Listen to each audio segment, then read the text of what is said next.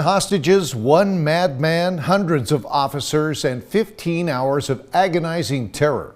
Good evening. I'm Jim Scott. I'm Tammy Melchuk. Downtown Bakersfield was paralyzed with harrowing fear Tuesday as an erratic paranoid sex offender entered the Chase Bank building and delivered a bone-chilling warning. Quote, "It's a bad day to be at the bank." Those words setting off a nightmare scenario as the suspect, Anthony Scott Searles Harris, revealed an apparent bomb strapped to his chest and forced 10 people into a room on the second floor of that building. What happened next is like something straight out of a TV crime drama. Hundreds of local and federal officers converged on the scene from across the country. FBI, ATF, DEA, Homeland Security, local law enforcement, and first responders all came racing to downtown Bakersfield, some from as far away as the East Coast. The atmosphere thick with tension as Harris tied 5 of the hostages to explosives, one of them a diabetic whose health was in peril. Another forced to call her husband and tell him it was her last day on Earth. All of it coming to a dramatic end as elite FBI agents from Virginia stormed the building at 4 a.m. this morning and killed the deranged suspect. The hostages physically unharmed, but certainly left with emotional scars. So who is Anthony Searles Harris and what drove him to madness? Our team of reporters has been digging into that very question.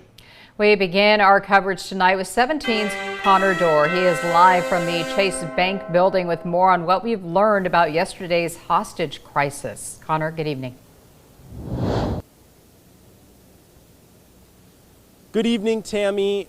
Here I am at the Chase building on Chester Avenue and 17th Street.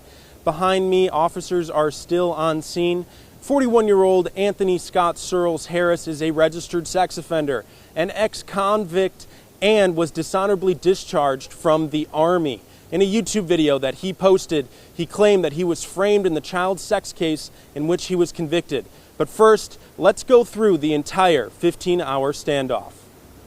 There were a total of 10 members of our community whose lives were changed yesterday. Around 1 p.m. Tuesday, Bakersfield police received calls of an active bomb threat at the Chase Bank building in the heart of downtown Bakersfield. Searles Harris barricaded himself on the second floor of the building with 10 hostages, all Kern County Superintendent of School employees. The suspect advised he had explosives attached to his person, which our personnel could see as well. He also told law enforcement that additional explosives had been attached to some of the hostages, which we confirmed based on our own observation. Searles Harris tied 5 hostages with rope. BPD negotiators were communicating with Searles Harris and were able to secure the release of the 2 hostages in exchange for food and water. There was also some elements that were related to his previous court case and in terms of materials that he wanted to see.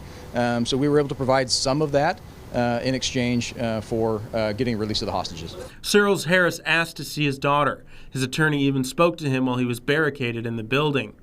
Around this time, a search warrant was executed at a house in Oildale, believed to be Searles Harris's house, where officers found items that were, quote, concerning, end quote.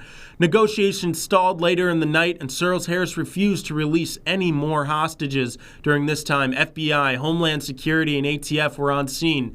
Too many departments to name, and around 9 p.m., the FBI took over the investigation. More than 150 FBI personnel were on scene. During the night, a group of families prayed for the safety of their loved ones as they watched as officers entered the building. Flown in from Quantico, Virginia, the FBI hostage rescue team went inside the building around 2 a.m. Around 4:30 a.m., the rescue team killed Searles Harris. We asked if the bombs Searles Harris had were real, and the agent in charge said, "But we were able to conclude at this point in time that they were not a concern to us."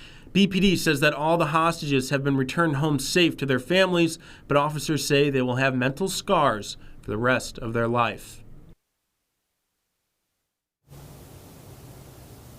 Now, we don't know how many shots were fired, and we don't know if those bombs were real or even what prompted agents to shoot. We'll continue to bring you those updates as they come out. Live in downtown Bakersfield, Connor Dorr, 17 News.